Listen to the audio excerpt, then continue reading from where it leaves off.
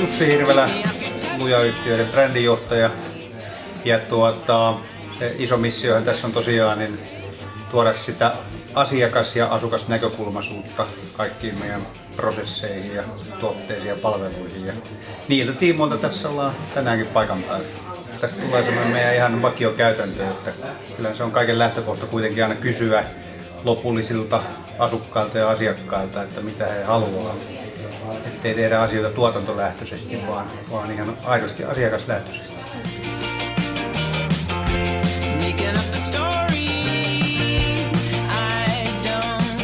Täytyy joka tapauksessa tehdä jonkinlainen oja sille valuvalle vedelle, niin siitä voisi muodostaa myös jonkun lammikon, joka voisi sitten, siinkin tuli esille sitten tämä luistelupointti ja sitten ylipäänsä tällainen virkistysalue ja ehkä myös nyt se eläimistöpuoli voisi siinä sitten hyötyä siitä.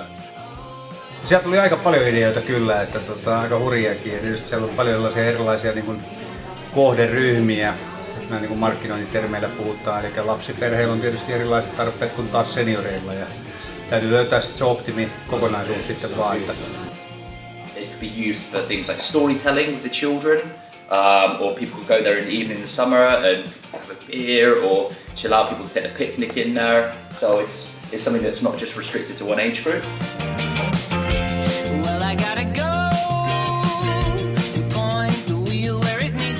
Järjestetään yhteisiä grilliiltoja, järjestetään pihatalkoita ja niihin on sitten vähän rahaa. Ja sitten tehdään riittävän pienet toimikunnat, että pihan hallinta ei muodostu kellekään kohtuuttomaksi. Jos on 70 perhettä, niin siitä riittää sitten istutustyöryhmää ja riittää grillikatoksen huoltoryhmää, riittää tänne polkupyörän huoltoporukkaan ja lasten leikkipuiston hoitamiseen ja tällaiseen väkeä, että sitten kun on vastuuta, niin sitten ne jää hoitamatta ja sitten alue pysyy kauniina.